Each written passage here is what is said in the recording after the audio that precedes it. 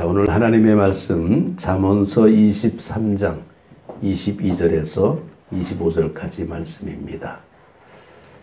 잠언서 23장 22절에서 25절까지 말씀을 우리 같이 읽도록 하겠습니다. 너를 낳은 아비에게 청종하고 내 늙은 어미를 경히 여기지 말지니라. 진리를 사대에 팔지는 말며 지혜와 훈계와 명철도 그리할지니라. 의인의 아비는 크게 즐거울 것이요 지혜로운 자식을 낳은 자는 그로 말미암아 즐거울 것이니라. 네 부모를 즐겁게 하며 너를 낳은 어미를 기쁘게 하라. 아멘. 아멘. 네, 할렐루야. 네, 오늘 어버이 주일입니다. 우리가 정기적으로 5월 첫째 주는 어린이 주일, 둘째 주는 어버이 주일.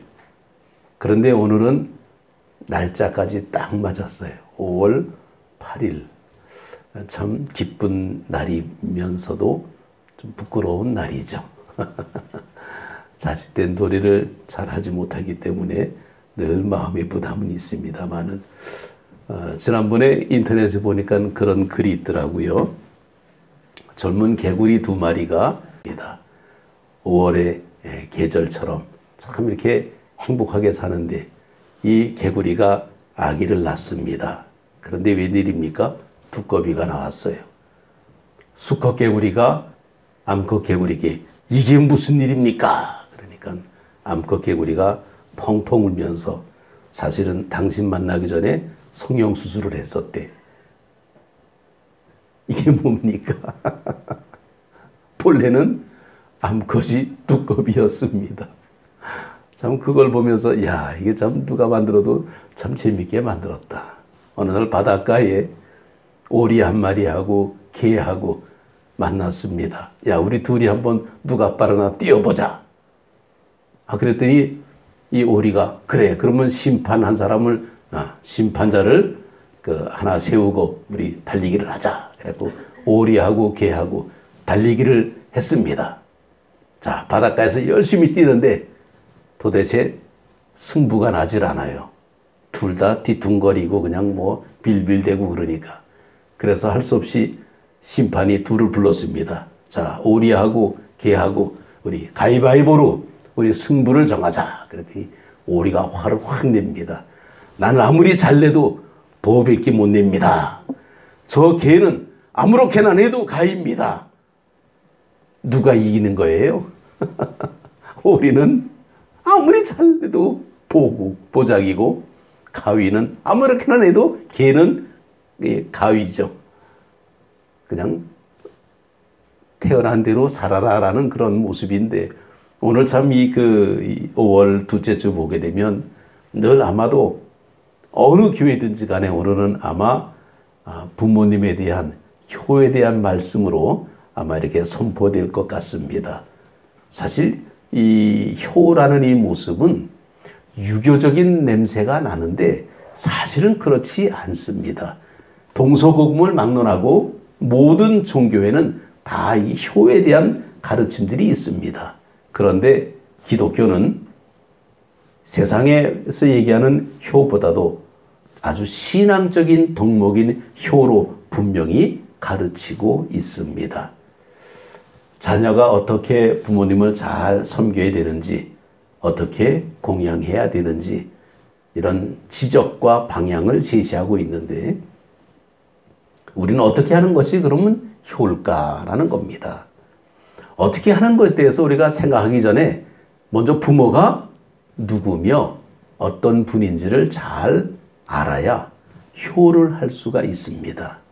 그런데 대부분의 사람들은 우리를 낳아주고 길러주시기 때문에 그냥 자녀된 도리로 잘 섬겨야 된다, 이렇게 생각하고 있습니다. 절대로 틀린 말은 아닌데, 낳아주고 길러줬다고 우리가 자식된 도리로서 부모를 공경해야 되느냐? 이건 세상에서 가르치는 효의 모습이지만은 기독교에서 말하는 효는 조금 다르다라는 겁니다. 신앙적인 덕목의 기독교의 효는 뭐냐? 예수님께서 십자가에서 달리셨을 때에 처음으로 하신 얘기가 아래를 내려다보니까 사랑하는 제자 요한이 있습니다. 그래서 요한에게 어머니 마리아를 잘 부탁한다. 아니, 십자가에 달려서 이제 죽음을 앞두고 있는 예수님께서 어머니를 요한에게 부탁하는 모습이 처음 하는 말씀이었습니다. 이런 모습을 통해서 많은 유학자들이 기독교는 효의 종교구나.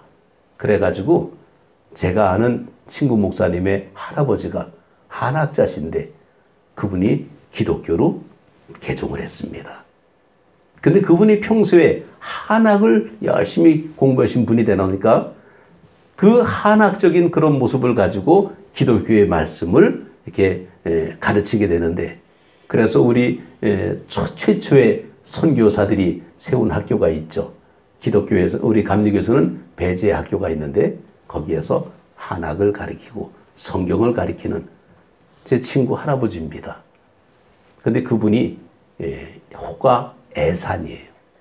그래서 그 손주가 교회를 이렇게 세워서 기념교회로 애산교회를 세웠는데, 그 할아버지 목사님은 김진호 목사님입니다. 근데 예전에 독립운동을 하셨던 경험이 있어서 나라에서 훈장도 받으셨습니다. 참 훌륭하신 목사님이죠. 근데 얼마 전에 저한테 책이 한 권이 날라왔어. 그분이 평소에 한학자가 되다 보니까 글을 쓴 글이 있는데 전부 한문이야.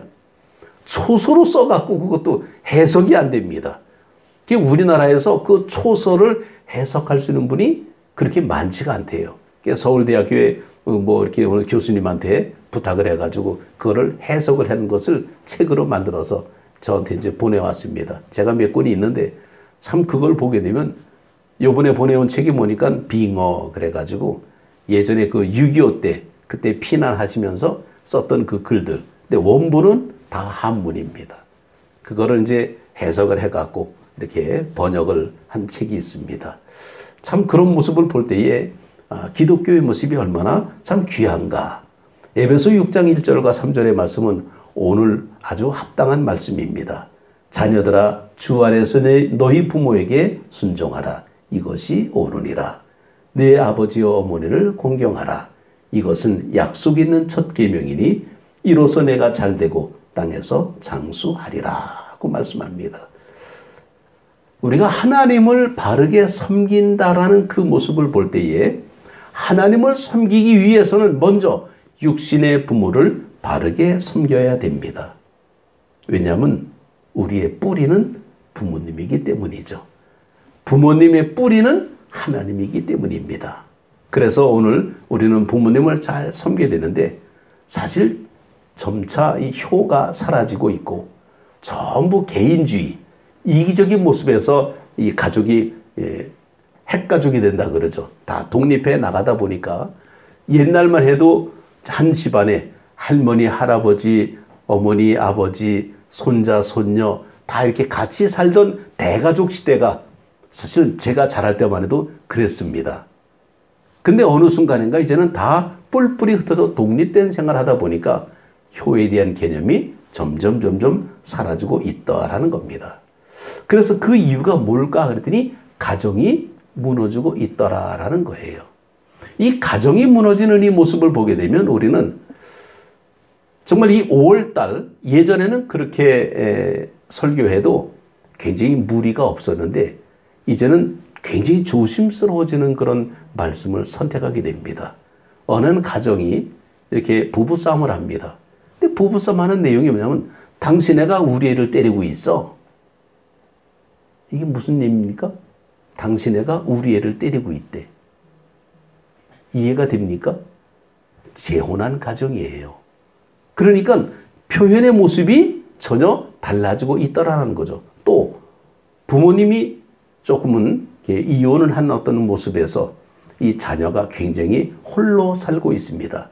그럴 때 부모님에 대한 얘기하게 되면 이 자녀는 상처가 된다는 거예요. 우리 부모님은 안 그랬는데. 그래서 이제는 개념의 모습이 과정이라는 게 과연 뭘까라는 겁니다. 이 효가 자라나려면 텃밭이 좋아야 되는데 이 텃밭이 가정이라는 거예요. 그래서 올바른 가정에서 우리가 가정에서 정말 아름다운 생활한 자녀들의 모습은 건강하게 생각과 행동이 바르게 성장하게 되는데 그렇지 못한 가정에서 성장하게 되면 왠지 모르게 뭔가 부족함이 많이 있다라는 거죠. 그러면 그것을 보완해 줘야 됩니다. 요즘 그 인터넷을 보게 되면 많이 쓰이는 단어가 나오는데 발음은 금쪽이라는 얘기. 이 금쪽이라는 이 정말 이 뭐라 그래 이게 상담에 나오는 이제 심리 용어의 모습인데 금쪽이가 굉장히 많이 지금 유행이 되고 있대요. 우리 집안의 금쪽이는 누구냐라는 겁니다. 금쪽이 정말 굉장히 귀하게 애지중지하게 키우는 자녀들을 금쪽이라고 얘기하죠. 그런데 애지중지하고 키우는데 얘가 말썽장이야. 얘가 속을 썩여요. 얘 때문에 가정에 정말 분란이 일어나고 맨날 부모님이 다투고 맨날 싸웁니다. 그래서 상담을 요청을 해요. 우리 금쪽이를 어떻게 키워야 됩니까? 그런데 상담하는 내용을 가끔 듣다 보게 되면 이 부모가 잘못되어 있어. 아이 문제가 아니라 부모가 잘못되어 있는 것을 많이 발견하게 되죠.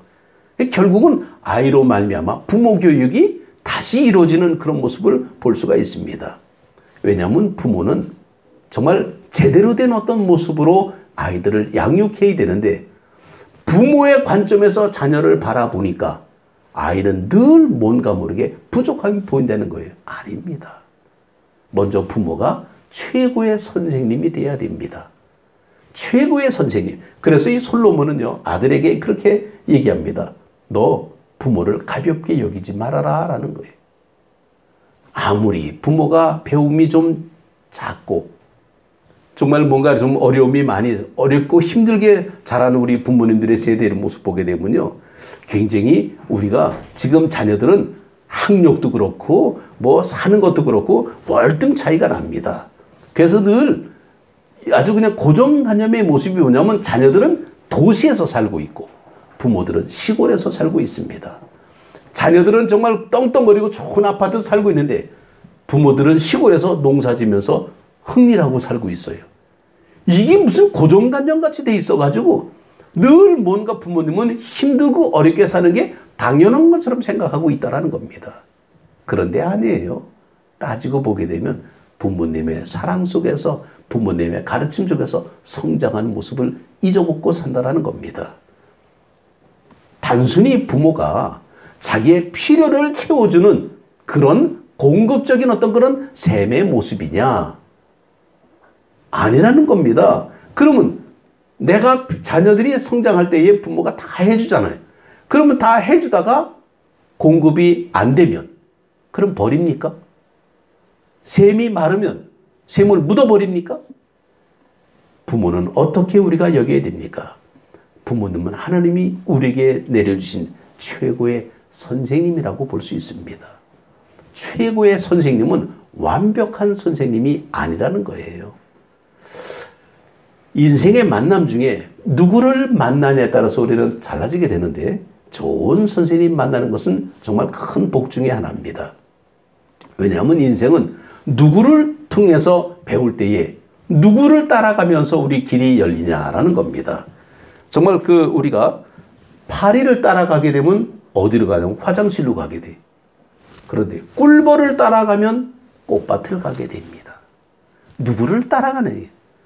부자를 따라가면 돈더미를 만나게 되는데 거지를 따라가면 쓰레기를 만나게 됩니다. 누구를 따라갑니까? 우리는 좋은 부모님을 만나야 되는데 정말 험한 길을 갈 때에 예를 들면 이 정말 높은 산 그런 데는 아무나 갈 수가 없습니다. 그래서 높고 험한 그런 산은 늘 가이드, 안내해 주는 사람이 있습니다. 그런 사람들을 잘 만나면 산행을 해도 고생을 덜 합니다. 그런데 그렇지 못하고 아유 저까지 거 내가 혼자 올라가지 그랬다가는 길 잘못 들으면 길 잃어버릴 수가 있습니다. 누구를 만나냐에 따라서. 그런데 정말 이 지식을 얻는 일도 정말 선생님이 정말 훌륭한 선생님이 돼서 자녀를 잘 가리키는 그런 부모님이 된다면 조금은 좀 이렇게 좀 부족함이 있어도 그래도 행복하게 살 수 있습니다. 실력은 좋은데 애정이 없는 선생님도 혹 있습니다. 아주 실력은 탁월해. 근데 애정이 별로 없어. 기능적인 모습만 나오고 있습니다. 그러면요, 자녀들이 잘 배우질 않으려 그래. 정말 빗나가는 모습이 생길 수가 있습니다. 그래서 학생의 자질을 잘 깨닫고 자녀의 자질을 누가 제일 잘하냐? 부모가 제일 잘합니다. 왜? 늘 데리고 살잖아요. 얘가 뭘 잘하는지, 얘가 뭘 잘 먹는지, 얘가 어떻게 잠을 자는지 부모가 제일 잘 알아. 그러니까 잘 아는 부모님이 격려해주고 위로해주고 다독거려주게 되면 거기에서 힘을 얻고 성장하는 모습이 자녀들의 모습인데, 이 아이들이 뭘 잘하는지 네가 알아서 살아라, 그냥 네 멋대로 네가 독립심을 키워라, 뭐 이래가면서 그냥 막 키웁니다. 그러면 결국은 애가 뭐가 됩니까? 기회주의자가 돼버리는 거예요. 요령주의자가 됩니다. 너무 또 과잉하는 것도 문제지만은 너무 방임하는 것도 문제입니다. 근데 요즘은 사실 무슨 요즘 뉴스 보게 되면 그런 거 나오잖아요. 뭐 아빠 찬스, 엄마 찬스. 난 그런 찬스 있으면 얼마나 좋았을까. 좀 부럽기도 해. 그런데 또 한편은요, 그런 게 얼마나 사람을 피곤하게 만들고 정말 상대적인 박탈감을 주고 있는가라는 거죠. 똑같이 경주할 때는 똑같이 이게 만들어줘야 됩니다. 근데 누구는 앞서가게 만들고 누구는 뒤쳐서 만들고, 그럼 이게 공평합니까? 공평하지가 않죠. 우리는 정말 하나님의 은혜 속에서 이렇게 살다 보니까 키 큰 사람, 키 작은 사람 같이 살 수가 있는 겁니다. 그런데 그렇지 않으면 우리는 불편한 사회를 살 수가 있습니다. 그래서 부모는 완벽한 선생님은 아니지만은 정말 최고의 선생님이 될 수 있습니다. 부족함이 많이 있지만은 부족함도 함께 나눌 때에 거기에서 큰 은혜를 우리가 경험할 수가 있습니다. 또 부모는 어떻게 보게 되면 최상의 공급자예요. 내가 먹고 싶은 거, 때로는 뭐 원하는 거 많죠. 다 해줄 수는 없지만은 그러나 기본적인 것은 해줄 수 있습니다. 또 가끔 가다가 맛있는 것도 해줄 수가 있잖아요. 또 기분 좋게도 해줍니다. 정말 어떻게 보게 되면 자녀들이 부모의 이 말을 잘 듣지 않으려고 하는 것은 부모에게 배울 게 없다라고 생각하는 얄팍한 교만 때문입니다.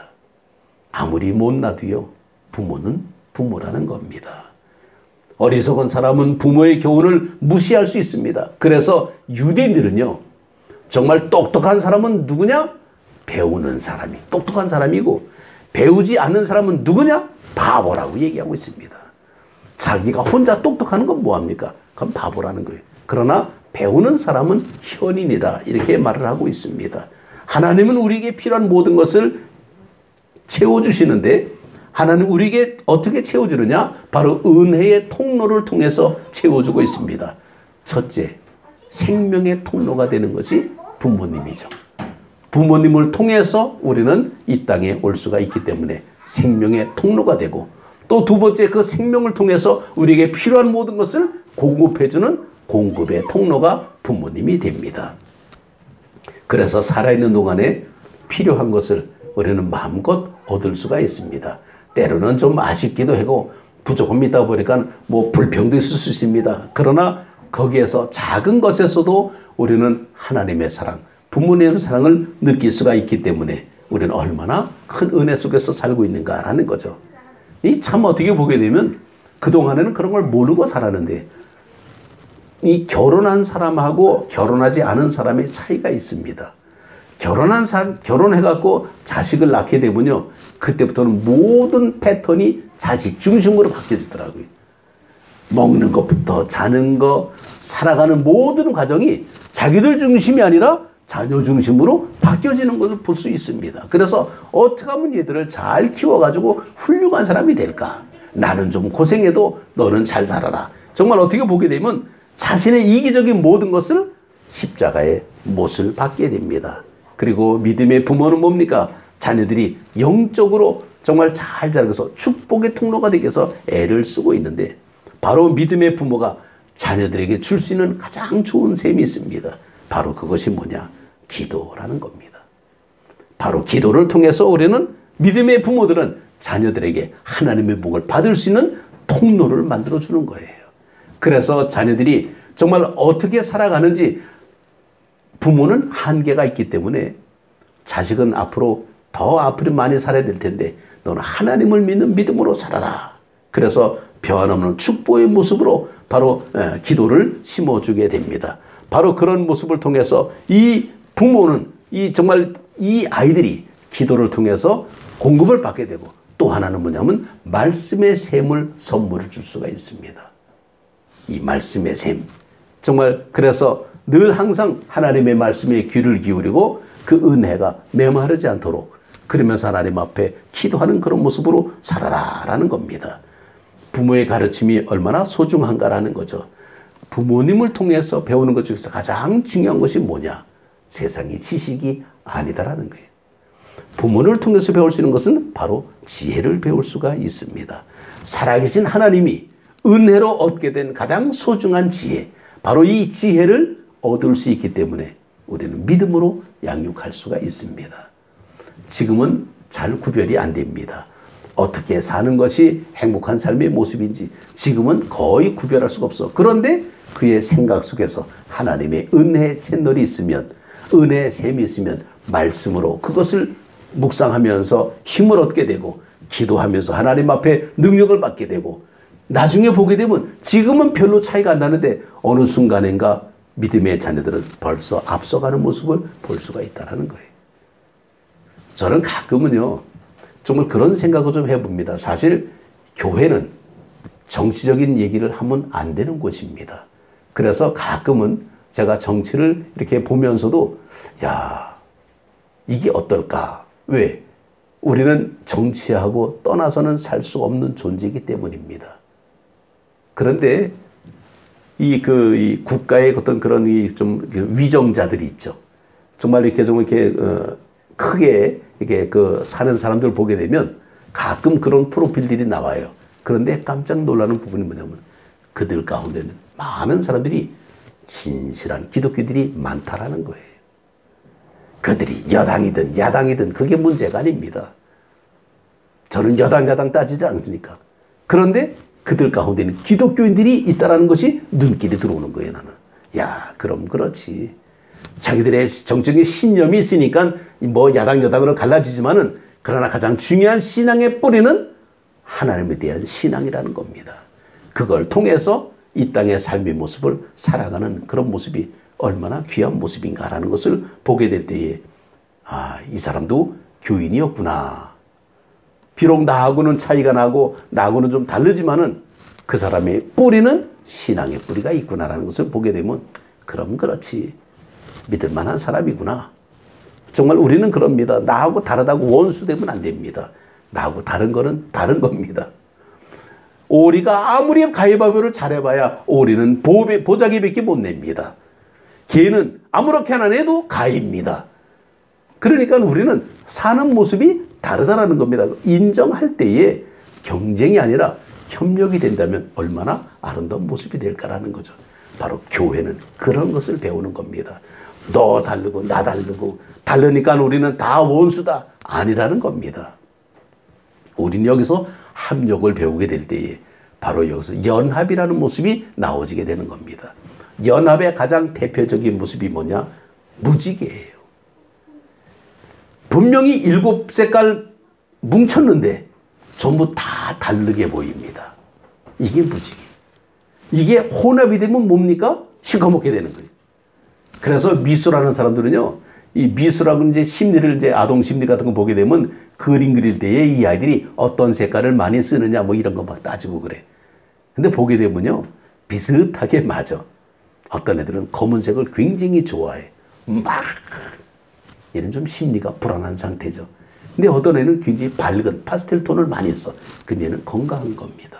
물론 그것은 뭐 잘 그렸냐 못 그렸냐 그게 중요한 게 아니야. 심리 상태가 건강하면요, 어디를 가더라도 다 알 수가 있다는 겁니다. 그러니까 우리는 밝게 살아가는 모습이 좋다라는 거죠.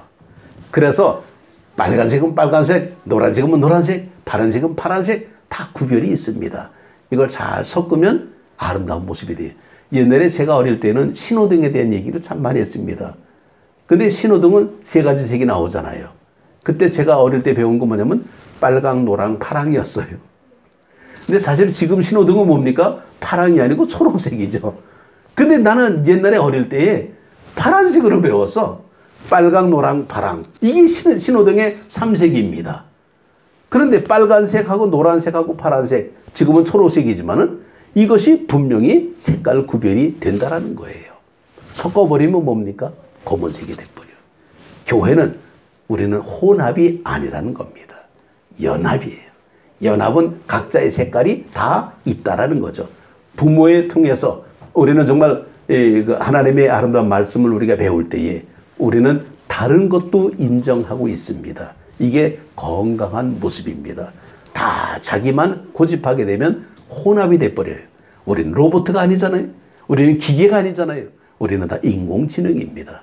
때에 따라서는 좀 불편할 수도 있지만은 그러나 같이 어울려 살 때에 교회는 아름답게 세워져 가고 있다라는 겁니다. 손이 있으면 발이 있고, 발이 있으면 머리가 있고, 머리가 있으면 가슴이 있고, 다 역할이 다르다라는 거죠. 우리의 삶의 모습은 바로 그렇습니다. 그러면서 이 바울은 정말 하나님의 교회를 양육할 때에 영적인 모습으로 가르치고 있습니다. 그래서 디모데를 향해서 뭐라 부릅니까? 사랑하는 아들이라고 부르고 있어요. 아니, 바울은 결혼한 사람이 아니고 독신인데 어떻게 아들이 있습니까? 마음으로 사랑으로 키웠다라는 거죠. 그래서 디모데를 아들이라고 얘기하는 것을 볼 때에 교회에서 하나님의 말씀을 우리가 들을 때에 우리는 영적인 하나님의 말씀을 듣습니다.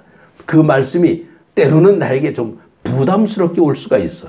우리는 그것을 물리치지 말고 거룩한 부담이구나. 그렇다면 하나님이 내게 주신 이 부담을 놓고 하나님 앞에 기도하는 겁니다. 하나님, 내가 힘이 있습니까?